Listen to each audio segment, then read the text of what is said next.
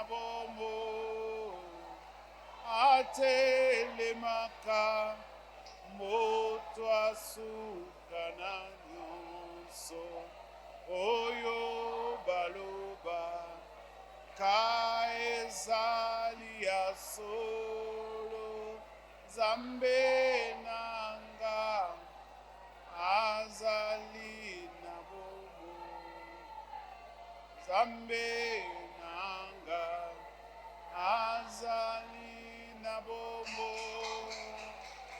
atelemaka moto asuka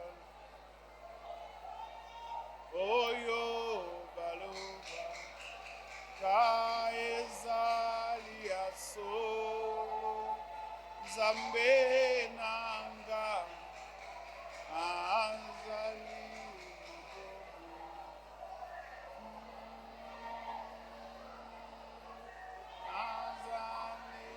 na bombo atelemaka moto asuka na nyonso oyo baloba ezali ya solo Nzambe nanga azali na bombo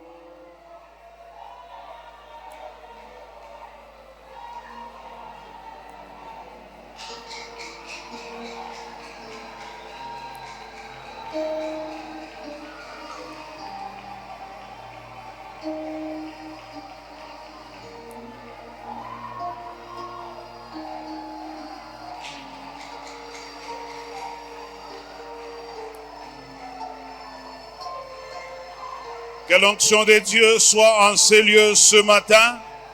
Que l'onction de Dieu tourne en ces lieux. Que l'onction de Dieu touche quelqu'un. Que la vie de Dieu entre dans une personne. Que la puissance de Dieu soit manifestée en ces lieux. Que les guérisons soient opérées. Que les réparations divines interviennent. Que les opérations sans cicatrices interviennent. Que les anges de Dieu travaillent en ces lieux. Que le Saint-Esprit opère en ces lieux. Que la main puissante de Dieu opère en ces lieux. Le Dieu qui guérit, c'est notre Dieu. Le Dieu qui sauve, c'est notre Dieu. Le Dieu qui délivre, c'est notre Dieu. Le Dieu qui restaure, c'est notre Dieu. Le Dieu qui donne, c'est notre Dieu. Le Dieu qui élève, c'est notre Dieu. Le Dieu qui combat nos ennemis, c'est notre Dieu. Tu t'élèves le dernier. Reçois l'honneur, reçois la puissance, reçois la grâce. Au siècle des siècles, d'éternité en éternité, tu es Dieu. Tu es Dieu. Tu es Dieu. Personne ne peut compétir avec toi. Personne ne peut entrer en compétition avec toi et gagner. Nous sommes tous, sans exception, l'ouvrage de tes mains. Le monde et ce qu'elle a ont été créés par toi. Vis éternellement. Vis à jamais. Règne. Règne sur toute ta création. Et en ces lieux, contrôle nos âmes, nos cœurs, nos esprits, nos corps, et fais en sorte que la gloire soit manifestée. Et voilà, nous sommes en train de pousser des cris de joie, d'acclamer le roi des rois, de célébrer le Seigneur des seigneurs, de proclamer la guérison, de célébrer la délivrance, de couronner de gloire le Dieu qui est l'auteur et qui est le consommateur de notre foi. Merci Jésus. Merci Seigneur. Merci Adonai.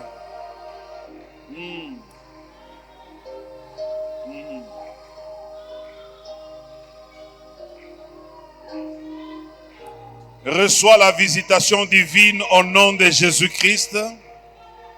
Reçois le salut, la délivrance et la bénédiction au nom de Jésus.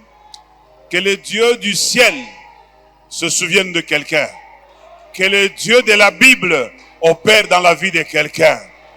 Que notre Seigneur Jésus descende dans la vie de quelqu'un. Si c'est toi, reçois cela en acclamant correctement et simplement le Seigneur de gloire, le ressuscité, le vainqueur de Golgotha, le chef de l'univers, le maître du souffle de vie, le patron de mon âme, celui qui dit un mot et la chose arrive, celui qui appelle à l'existence les choses qui n'étaient pas comme si elles étaient. Jésus de Nazareth, Jésus, l'homme de 33 ans, qui a bouleversé le monde, qui a changé l'histoire, le déroulement des événements, le chrono, le kairos a été renversé, a été changé à cause d'un jeune homme de 33 ans. Tout genou fléchit dans le ciel, sur la terre et sous la terre, au nom de Jésus. Et toute langue confesse que c'est Jésus-là, c'est lui qui est le Seigneur. Il n'est pas seulement Seigneur, mais il est le Seigneur des Seigneurs. Il est le roi des rois. Il est le prince. Nous le célébrons, nous l'acclamons, nous reconnaissons ce bienfait qui nous sauve, qui nous guérisse, qui nous bénisse, qu'il apporte des changements dans nos vies, afin que nous puissions refléter sa gloire, afin que nous puissions témoigner de sa bonté.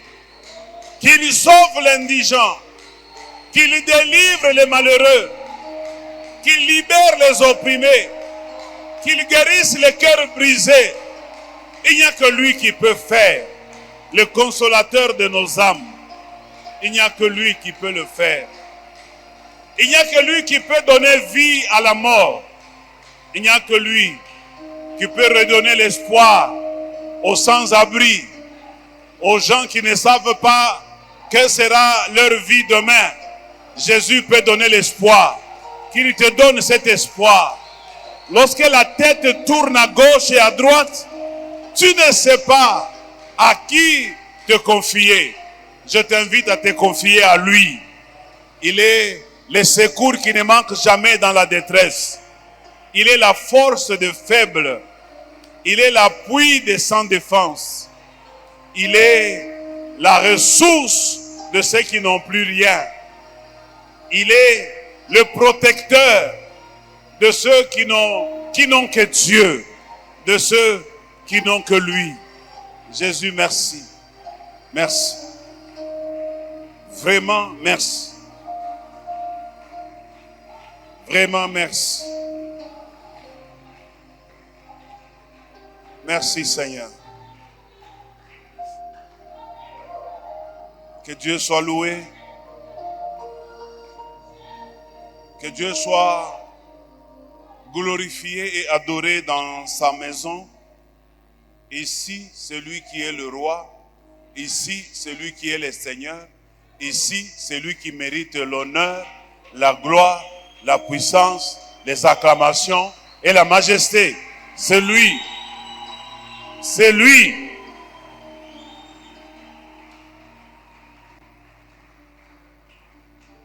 Merci, que Dieu soit loué. Je vous salue dans le nom de Jésus-Christ et je vous annonce le thème de ce matin. Je bénis également le Press Team pour leur initiative dans l'adoration. Le thème que je vais développer ce matin, je l'ai intitulé « Grâce et miséricorde, expression de l'amour de Dieu ». Grâce et miséricorde, expression de l'amour de Dieu. On va lire deux textes bibliques qui vont nous permettre de parler. Rapidement, nous sommes dans Jean chapitre 3, verset 16, et nous allons lire aussi Matthieu chapitre 6, le verset 21. C'est des passages que les gens peuvent même avoir, peuvent réciter par cœur. Car Dieu a tant aimé le monde qu'il a donné son Fils unique, afin que quiconque croit en lui ne périsse point, mais qu'il ait la vie éternelle. Arrête-toi là-bas. Quand vous regardez ce passage-là, vous allez constater qu'il n'y a aucun mot qui est là par accident. Tout est bien minutieusement placé là-bas. La vie de tout homme, la vie de l'univers, la vie de tout esprit est là. Quand on dit car, c'est une conclusion. C'est qu'on est en train de conclure. Vous pouvez tout dire, vous pouvez commencer comme vous voulez, mais à la fin, retenez simplement que Dieu a tant aimé le monde. Et quand on dit il a aimé le monde, on ne parle pas que de ceux qui ont donné la vie au Seigneur Jésus. On parle de tous les humains sans exception. Les méchants, les sorciers, les bons, tout le monde. Dieu les a aimés.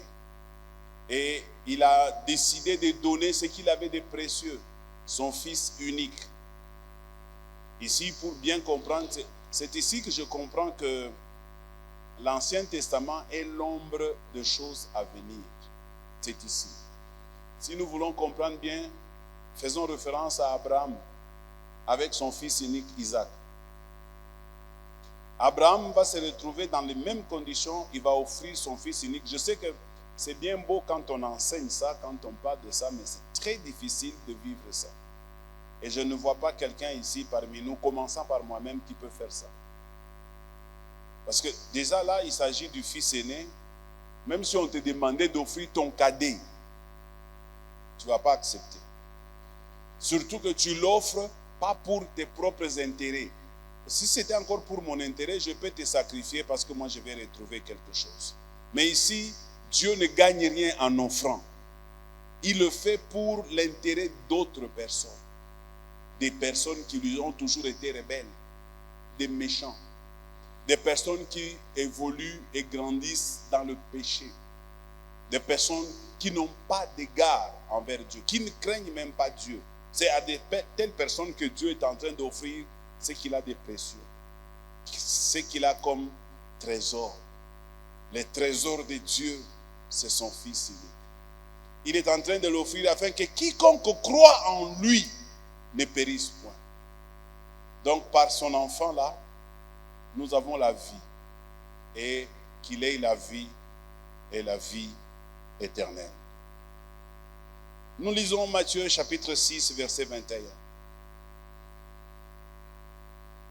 Là on dit car, encore une fois c'est une conclusion.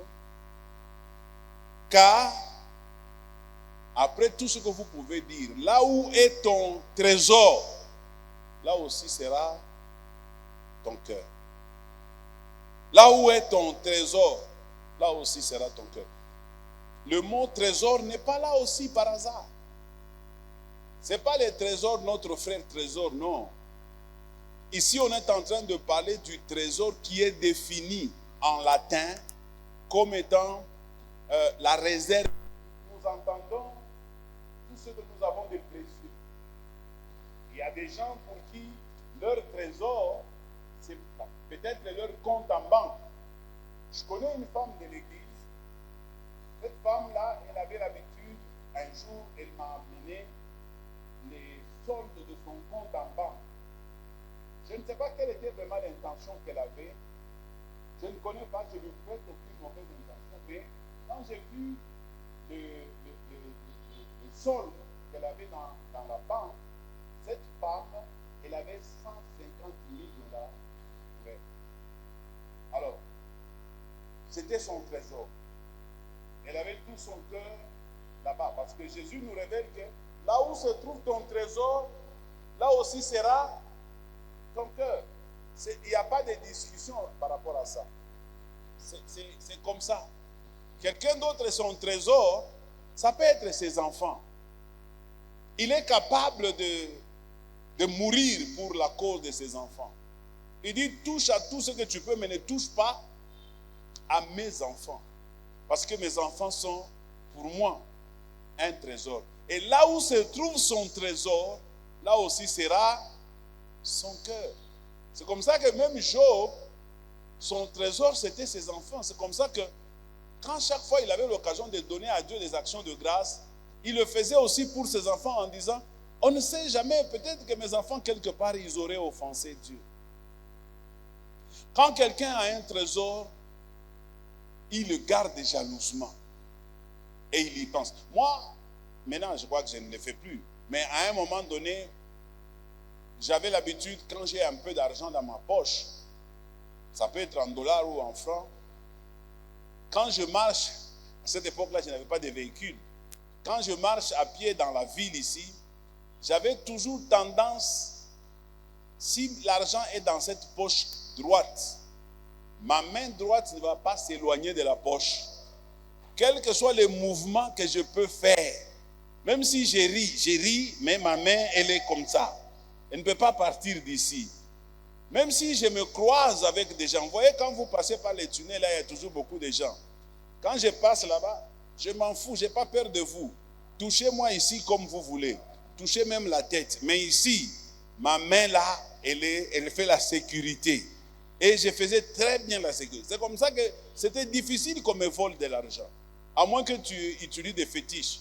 Parce que tu vas faire entrer ta main ici comment? C'est comme ça que moi je m'étonne comment on vous vole. Parce que là où est ton trésor, c'est là où que doit être ton cœur. Toi tu as l'argent et puis on te vole. On t'a volé comme. Si moi je sais que j'ai l'argent dans mon petit sac, partout où je suis, la première des choses que je regarde, c'est ces petits sacs-là. Et si je sens que le milieu ne me rassure pas, je prends toutes les dispositions, je peux même prendre mon sac, je le prends comme ça, parce que le milieu ne me rassure pas. Là où est ton trésor, c'est là où sera ton cœur. Je ne sais pas quel est ton trésor à toi. Pour certaines personnes, leur trésor, ça peut tout simplement être une maison. Parce qu'il a construit une maison, c'est tout ce qu'il a de précieux. Et il met tout son cœur dans cette maison. Ça dépend d'une personne à une autre. Une autre, surtout les jeunes filles. Leur trésor, ça peut être leur corps. Tout ce qu'elle a de précieux, c'est son corps. Donc, son corps, c'est son mining. Elle investit beaucoup sur son corps. Et elle fait très attention sur son corps. Elle ne veut pas que son corps subisse des menaces. Elle le protège très bien. Elle en prend soin. D'autres, c'est peut-être juste la peau. Il traite sa peau. Un autre, c'est peut-être les cheveux. C'est aussi ça son trésor. Samson, par exemple, son trésor, c'était ses cheveux. Delilah, qui était sa femme, a plusieurs raisons. Elle a demandé si Samson pouvait lui donner les secrets qu'il avait pour être très fort comme il était. C'est comme ça que Samson ne voulait pas donner à Dalila. Il était en train de mentir. Parce qu'il ne pouvait pas livrer les secrets de son trésor. Quelqu'un me donne un bon amen. Parce que c'est ton trésor qui fait ta force. C'est ton trésor qui fait ce que tu es. Jésus dit, quand quelqu'un a trouvé un trésor dans la terre, il peut aller vendre tout ce qu'il possède pour acquérir la terre là afin de posséder les trésors. C'est ce que nous faisons généralement. Lorsque nous apprenons que ce que nous avons toujours cherché, pour quelqu'un d'autre, son trésor, c'est le travail. Lui, le travail, c'est tout ce qu'il a de précieux. Et il n'aimerait pas que quelqu'un touche à son travail. C'est ça son trésor. Et chez nous, ici au Katanga, on dit toujours que le travail, c'est ça le père, le travail, c'est ça la mère. Donc, autrement dit, le travail, c'est ça le trésor, c'est ça le central. Là où est ton trésor, c'est là aussi sera ton cœur. Vous allez voir quelqu'un qui travaille, par exemple, le lundi ou le mardi ou le mercredi. On lui dit qu'il faut être au travail à 7h30. La personne se réveille à 5h. Parce qu'il faut être au travail à 7h30. Parce que c'est là où se trouve son cœur. Le travail va commencer à 7h30, mais lui, il arrive toujours à 7h juste. Parce qu'il ne veut pas perdre son travail.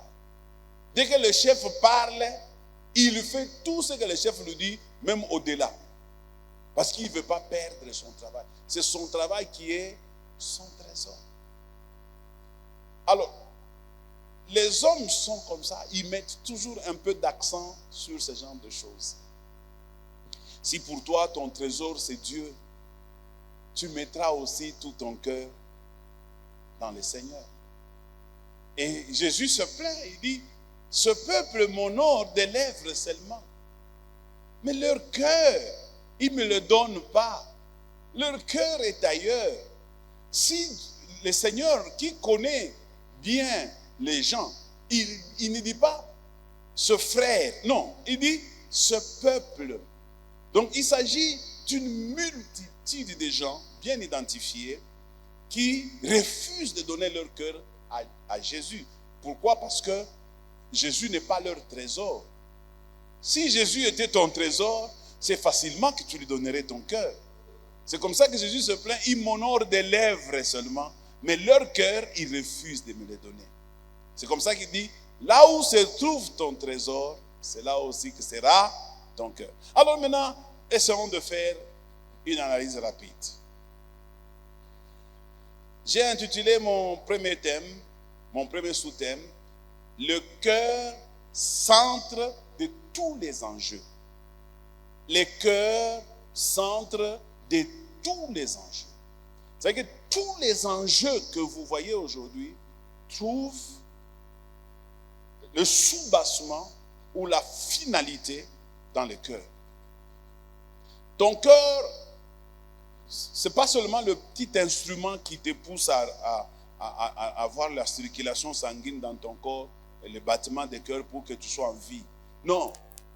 Ton cœur, c'est le domaine des sentiments et des émotions. C'est le domaine dans lequel se trouve ton amour. Qu'est-ce que tu aimes le plus au monde? Alors, pour savoir ce qu'un homme aime, il y a 4 choses qui nous le font savoir.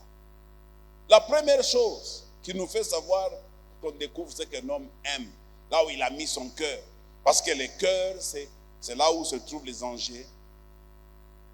Le cœur de l'homme, quand il aime quelque chose, vous avez 4 points pour découvrir ça. Je vais vous parler pour que vous découvriez où est-ce que vous avez mis votre cœur. C'est facile de dire, moi j'ai déjà donné mon cœur à Dieu. C'est facile de dire que j'aime Dieu plus que toute autre chose.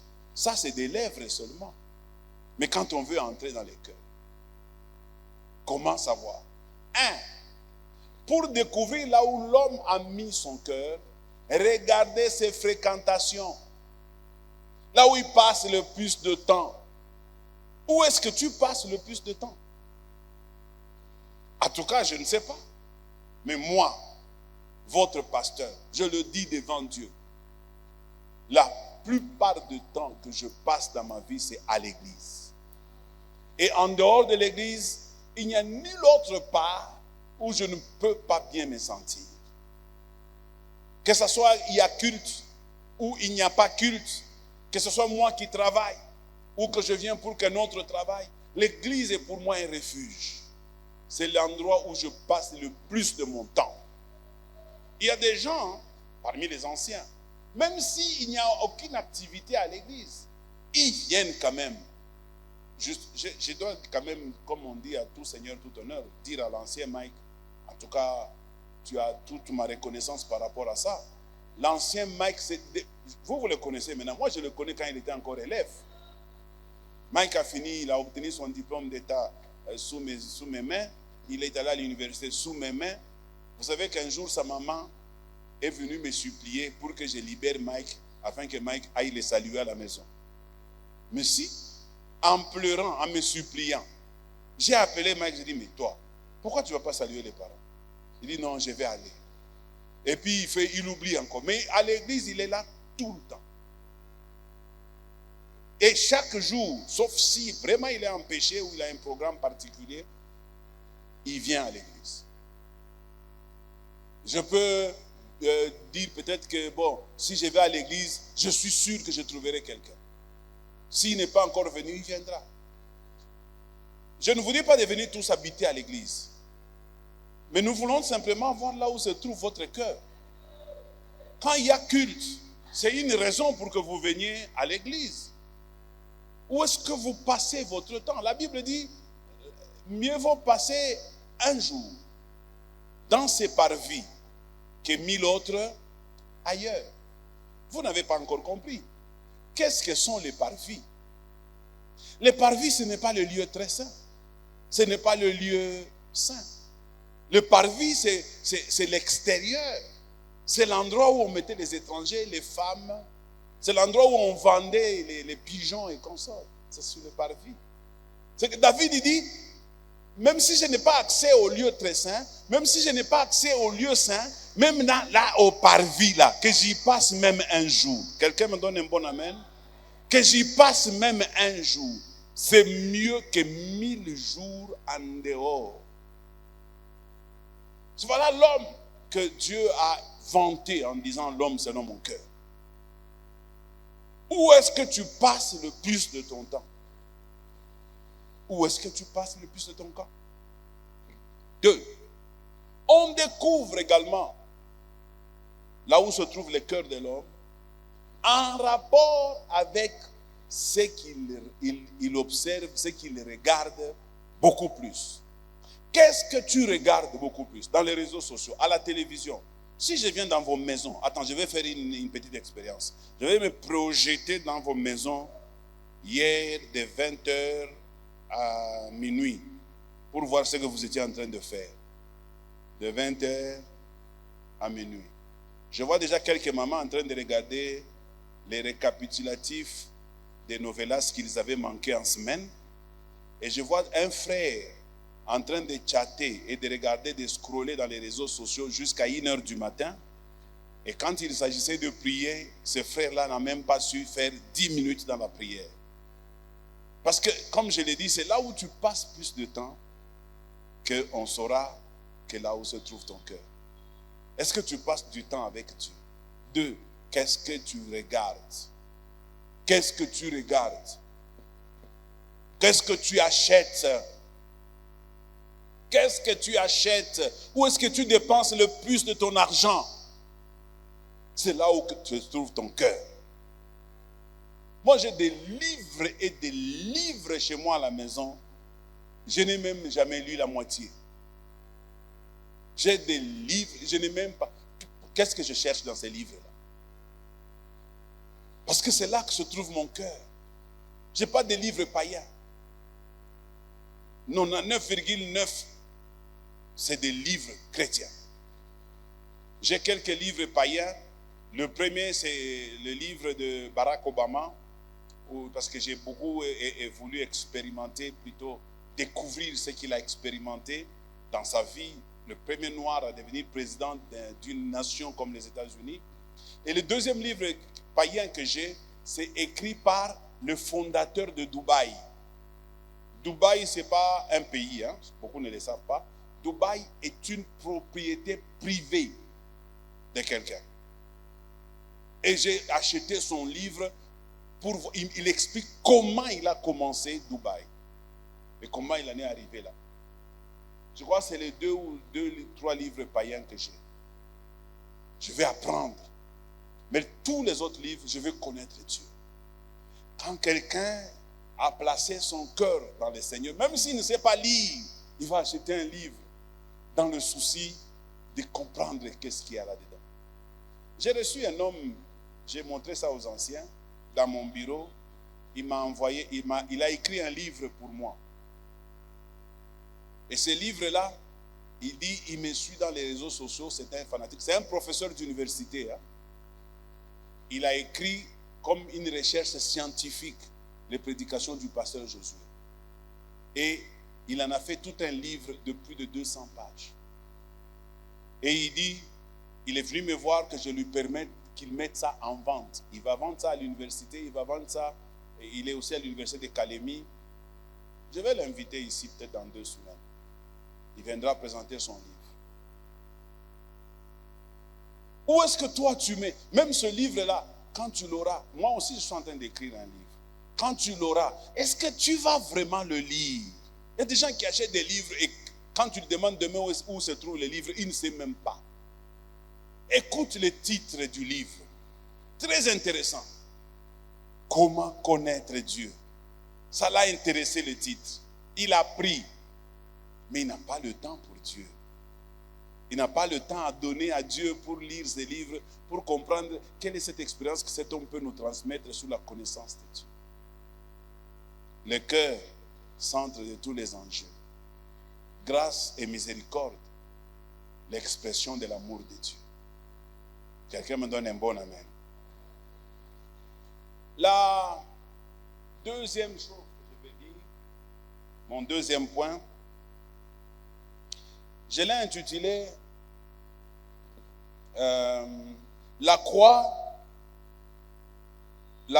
attendez, la croix, l'amour, la plus grande preuve d'amour. La croix, la plus grande preuve d'amour. Nous avons lu avec vous Jean chapitre 3 verset 16, dans lequel on nous parle de comment Dieu a tant aimé le monde. Alors si je veux comprendre, aidez-moi à réfléchir. Quand Dieu a aimé le monde et qu'il a décidé de sortir ce qu'il avait de précieux, parce que nous savons là où quelqu'un a mis son cœur, là où il passe plus de temps et là où il fait plus de dépenses.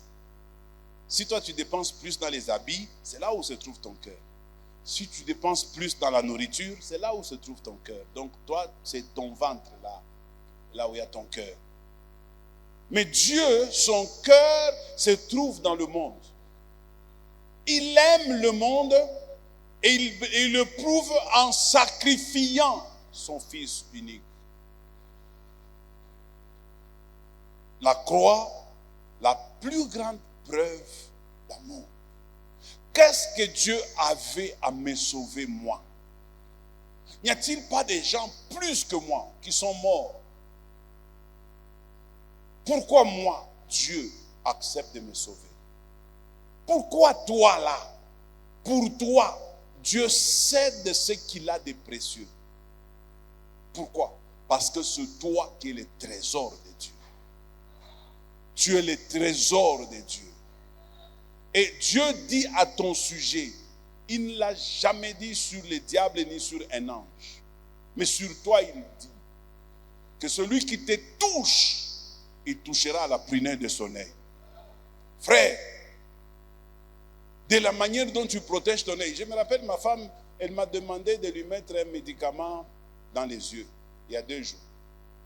Je lui demande d'ouvrir les yeux, elle ferme grandement les yeux. Je dis, mais tu m'as donné un médicament, tu veux que je mette dans les yeux et puis tu fermes grandement les yeux. Tu veux que je mette ou bien tu ne veux pas? Elle me dit, c'est mon œil. C'est le réflexe de la protection de mon œil. Toi, force-moi pour entrer les produits. Je dis, ok.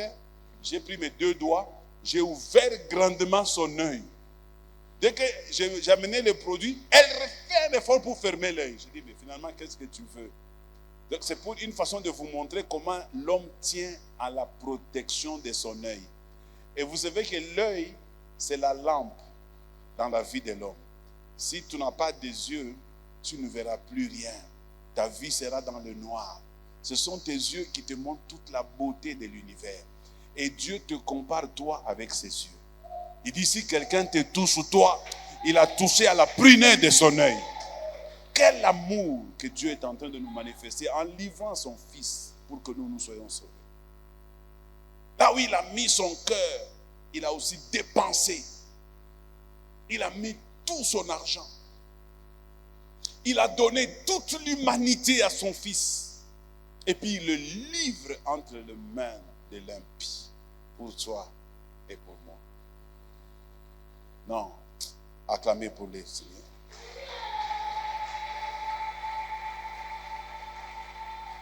Projette-nous Romains 5:8. La croix, la preuve. Apana et croix, on n'est qu'à 2 points. Kisha, preuve, la plus grande preuve d'amour. Point, croix, 2 points, la plus grande preuve d'amour. Voilà. Romains 5:8. Lisons ensemble. Écoutez ce que la Bible dit. Mais Dieu prouve. Dieu fait quoi? Prouve, c'est quoi? C'est le verbe prouver. Donc Dieu prouve son amour envers nous. Dieu prouve son amour envers nous en ce que lorsque nous étions encore des pécheurs, Christ est mort pour nous. C'est que ukingariki muzambi. Sachez à Betruga tu yazari kwata. Mungu ngasa ngara kale kakasongo, ngara kale ka Louise kale, na kale kakabea. Batatenda zambi sana. Ensemble, Yesu quoi tu vas kufie. Avant même que toi tu ne naisses, Jésus était déjà mort pour tes péchés. Je dis même quand tu péchais là, Dieu disait c'est rien petit, quelqu'un a déjà tout accompli. Quelqu'un me donne un bon amen. Ça c'est un amour immense. Verset 9. Si tu n'aimes pas Dieu, c'est que tu fais partie, tu es dans le même camp que le diable. À plus forte raison donc, maintenant que nous sommes justifiés par son sang, serons-nous sauvés par lui de la colère.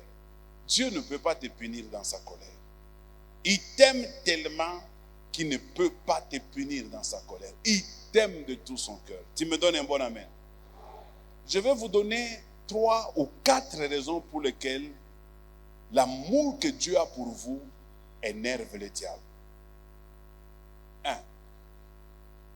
Le diable, il dit, qu'est-ce que c'est que l'homme pour que tu prennes cas de lui alors que tu l'as mis de sous peu inférieur aux anges, mais cependant c'est cet homme pour qui tu livres ton fils pour le sauver.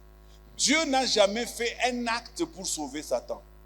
Il n'a jamais fait une démarche pour récupérer Satan ou les anges qui se sont éloignés, les démons, qui étaient des anges à son service. Si toi tu penses que les anges sont plus importants que toi, Dieu n'a jamais fait aucune entreprise, aucune démarche pour les sauver. Aucune. Il ne l'a jamais donné. Quelqu'un m'avait posé un jour la question, papa, et si le diable se repentait? Dieu ne lui a jamais donné même la possibilité de se repentir. Mais à toi, combien de fois tu pêches?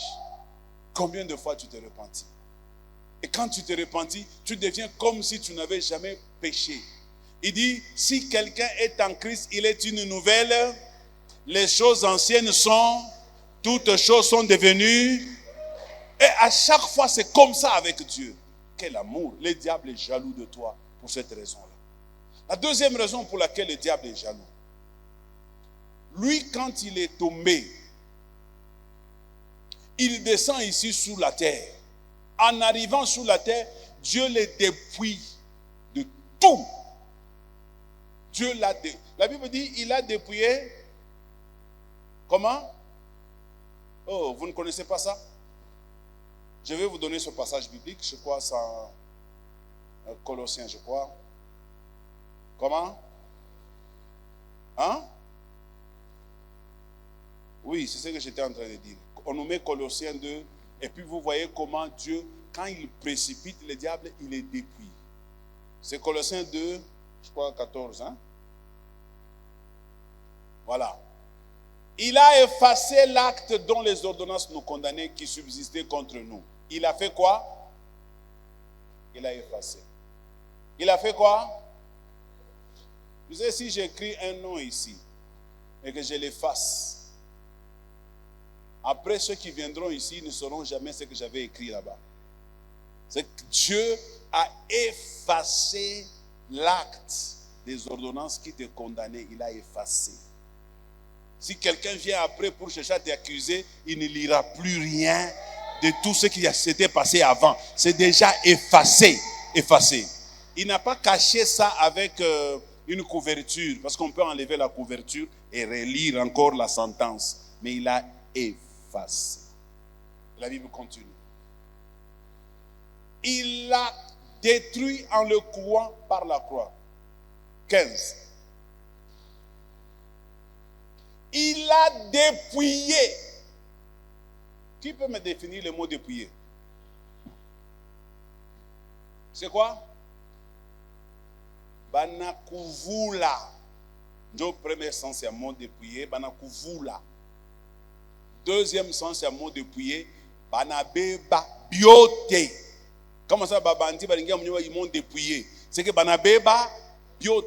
Dieu a tout pris qu'il avait donné aux autorités et il les a livrés publiquement en spectacle en triomphant d'elle par la croix.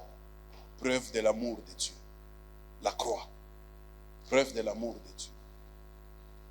Quelqu'un me donne un bon amen? Dit, il les a dépouillés. Il les a dépouillés. Alors le diable maintenant, il est fâché. Pourquoi? Parce qu'on l'a dépouillé. Et quand on l'a dépouillé, tout ce qu'on l'a dépouillé, on a donné à l'homme. Si. Qu'est-ce que Dieu a dépouillé au diable? Qu'on a donné à l'homme. L'accès auprès de Dieu. Pendant qu'on dépouille le diable, qui avait accès auprès de Dieu? Qui était parmi les anges les plus chéris de Dieu? Maintenant, c'est l'homme qui est la personne la plus chérie de Dieu. C'est l'homme qui devient le trésor. On l'a dépouillé de ça. 2. C'est lui qui était chargé de la louange et de l'adoration au ciel. On lui a arraché ça. On a donné ça à l'homme. C'est maintenant moi et toi, comme nous l'avons fait aujourd'hui, dans la louange, dans l'adoration. J'ai beaucoup aimé les précimes, la manière dont ils ont dansé. J'ai regardé une fois dans la salle, j'ai vu comment les gens étaient en danse. Ça, c'était le rôle que Satan faisait au ciel. C'est lui qui entonnait la louange, c'est lui qui entonnait la musique. Maintenant, on l'a dépouillé. Et puis quand on l'a dépouillé, on donne ça à nous. Troisième chose. Non seulement on lui a dépouillé de tout ce qu'il avait avant, on nous donne à nous, vous et moi, le pouvoir de marcher sur les serpents, sur les scorpions et sur toutes les puissances de l'ennemi. C'est que non seulement Satan a été jeté sur terre, mais Dieu nous a donné à nous, toi et moi, le pouvoir de les chasser.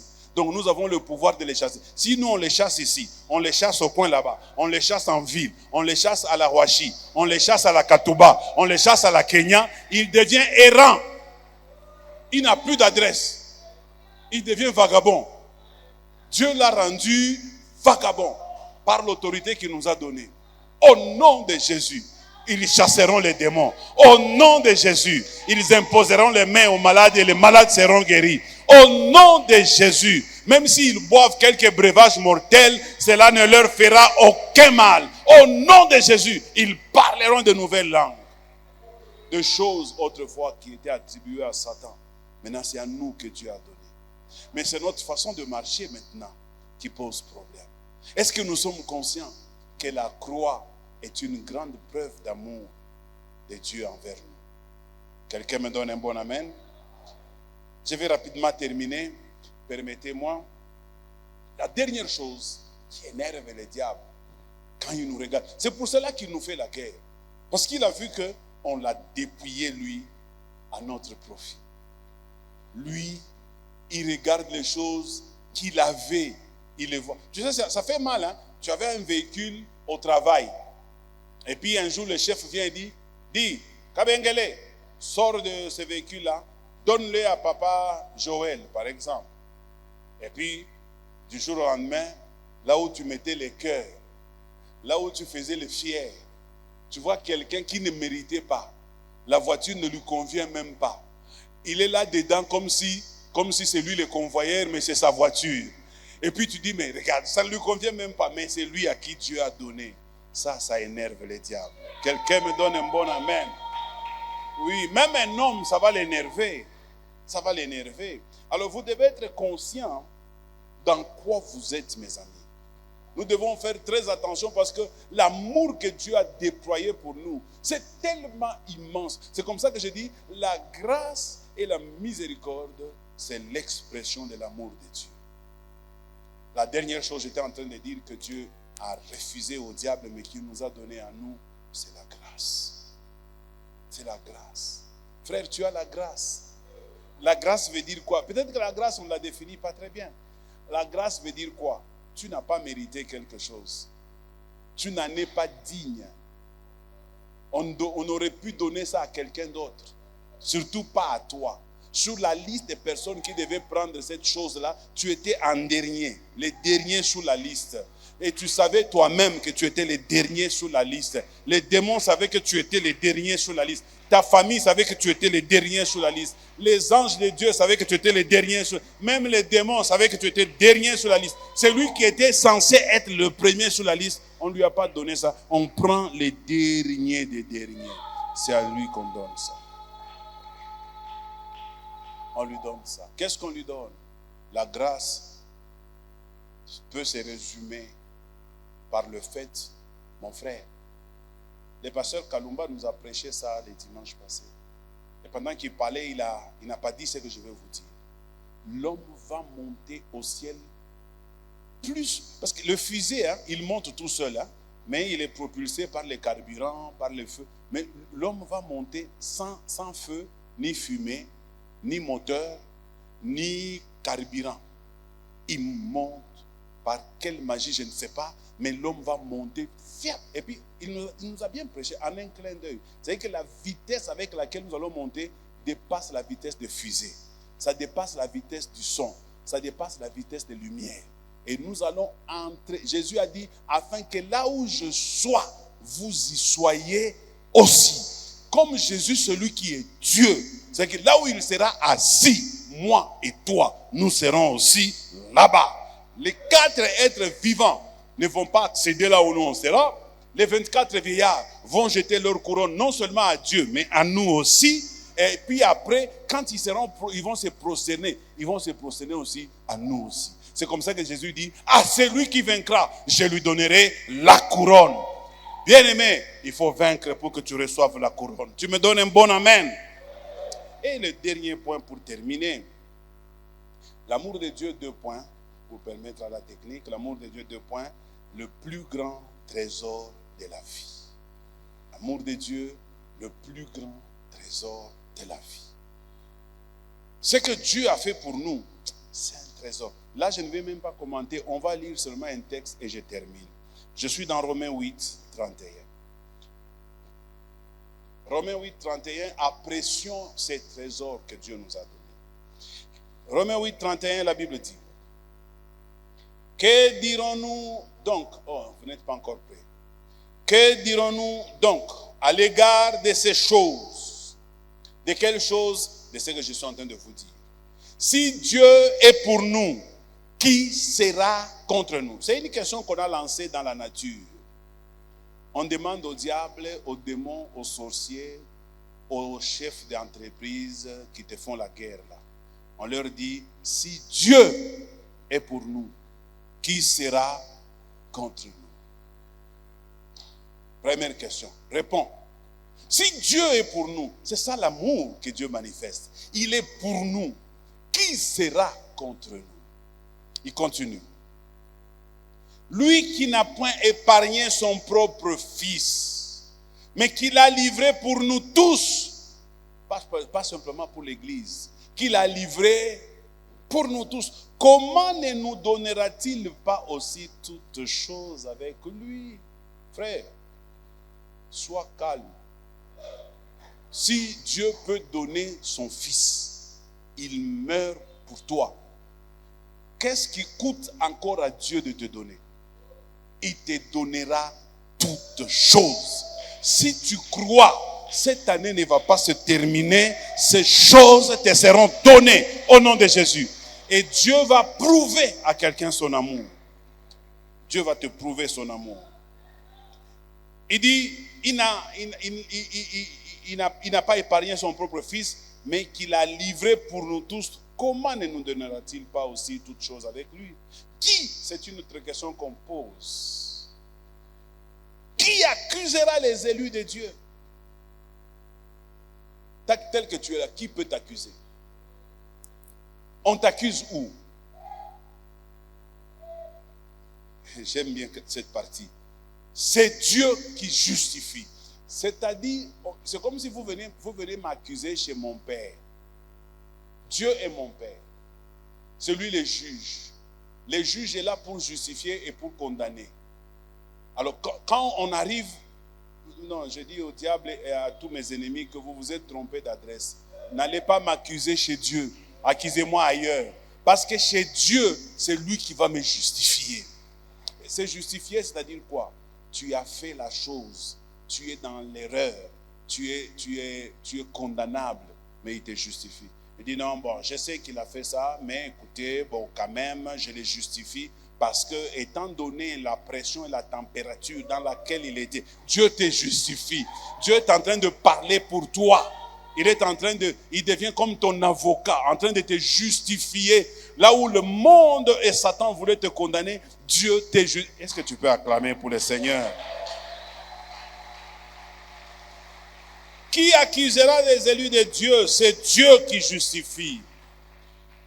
Ça, c'est une réponse ferme. Une autre question. Qui les condamnera? Christ est mort. Bien plus, il est ressuscité, il est à la droite de Dieu et il intercède. Papa, il y a une intercession yetu à Mubred. Apana, ni à Yesu. Il y a une intercession, il y a des frères, il y a des soeurs, il y a des bukari, il y a des nzambi paka sa sheye. Il y a une intercession, il y a des mini unasema. Huyu ni unasema ni ule ruina dunia. L'homme en qui on n'a pas trouvé de péché. L'homme qui a vaincu Satan. L'homme qui a écrasé la tête de Satan, c'est lui qui est là en train d'intercéder pour toi. Ah, si j'étais toi, j'allais encore acclamer le Seigneur. Seigneur, je t'acclame parce que tu as même permis que Jésus intercède pour moi. Pour moi. Pour moi. À l'église ici, les intercesseurs, peut-être ils n'ont jamais prié pour toi, mais il y a quelqu'un qui est au-dessus des intercesseurs qui intercède pour toi. Si tu n'acclames pas, tu es complice de ton problème. Si tu n'acclames pas, tu fais partie des gens qui combattent ta vie. C'est pas possible. C'est vraiment pas possible. Peut-être que les intercesseurs de l'église citent le nom du pasteur. Est-ce qu'ils ont déjà cité ton nom à toi? Ils n'ont jamais fait ça. Mais Jésus, chaque matin, chaque midi, chaque soir, chaque nuit, il cite ton nom auprès de Dieu. Même si Dieu voulait éloigner de toi le bonheur, Jésus intercède pour dire non, papa, ne fais pas ça. S'il te plaît, papa, pas lui, pas lui. Même si la mort venait frapper à ta porte, Jésus dit non, non, papa, pas maintenant, pas maintenant. Ajoute-lui encore 30 ans, ajoute-lui encore 40 ans, ajoute. Quelqu'un peut comprendre ce que je suis en train de dire. Alors maintenant, imagine-toi les sorciers de ta famille qui sont en train de faire une réunion pour te faire tomber, pour te détruire, pour te tuer. Et Dieu intercède pour toi contre les sorciers de ta famille. Il n'y a pas match, il n'y a pas match. Tu as déjà gagné cette bataille-là. Tu as déjà gagné cette bataille. Et au verset 35, il dit, qui nous séparera de l'amour de Christ? Il y a une différence entre l'amour pour Dieu et l'amour de Dieu. L'amour pour Dieu, c'est nous qui avons cet amour. Mais l'amour de Dieu, c'est Dieu qui a envers nous cet amour. Donc l'amour pour Dieu, c'est nous qui aimons Dieu, mais l'amour de Dieu, c'est Dieu qui nous aime. Alors ici, on dit, qu'est-ce qui va nous séparer de l'amour de Dieu? Et c'est la tribulation. Tribulation, ça ne peut pas te séparer de l'amour que Dieu a pour toi. Même si tu traverses les angoisses.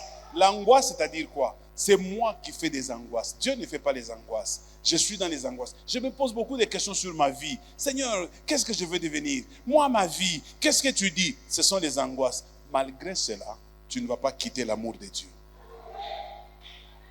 Même si tu t'inquiètes, même si tu n'as pas de foi, c'est ce que ça veut dire. Même si tu n'as pas de foi, tu ne quitteras pas l'amour de Dieu.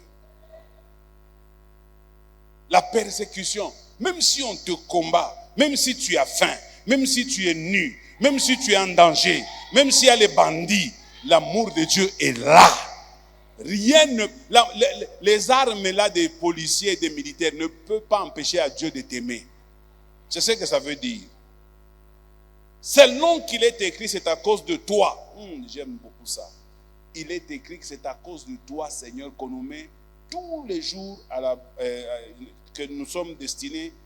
Attends, je dis ça bien. C'est à cause de toi qu'on nous met à la mort tous les jours qu'on nous regarde comme des brebis destinées à la boucherie. C'est pour cela que Dieu ne nous abandonnera pas. Parce que tous les combats que nous recevons, c'est à cause de lui. Lui-même le reconnaît dans sa parole. Mais dans toutes ces choses, nous sommes plus que vainqueurs.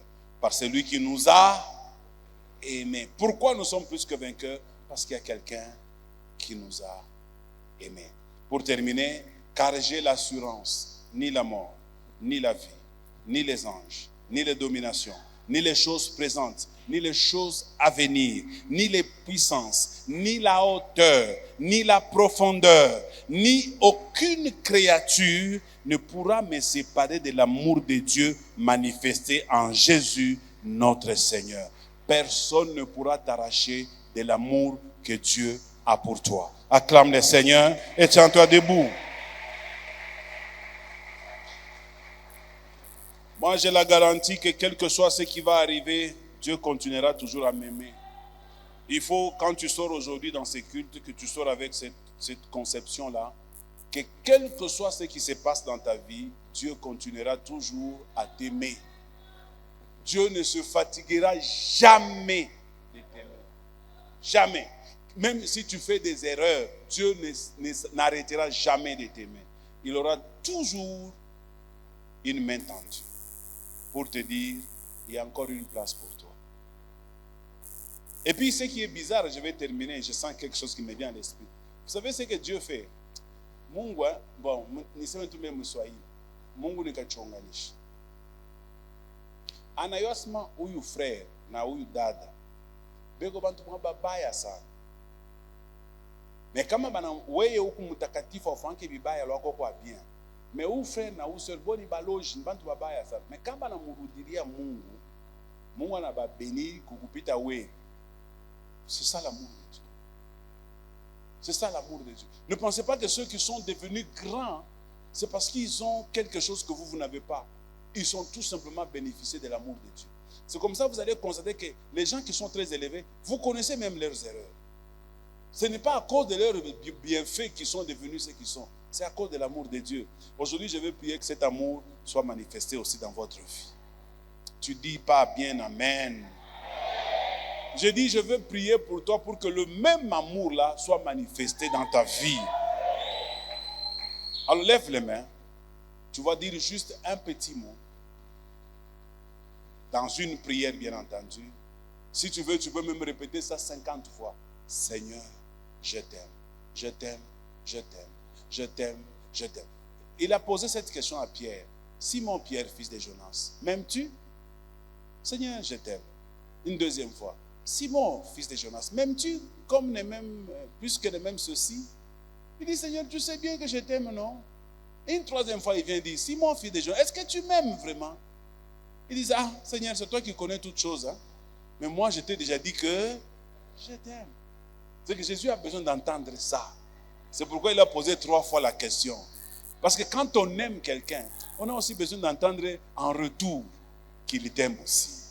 Alors dis-lui exagérément, je t'aime, je t'aime, je t'aime, je t'aime, je t'aime de tout mon cœur, de tout mon âme. Le premier commandement de Moïse, tu aimeras l'Éternel ton Dieu de tout ton cœur, de toute ton âme et de toute ta force. Parce que lui t'a déjà aimé le premier. Commence à prier le Seigneur.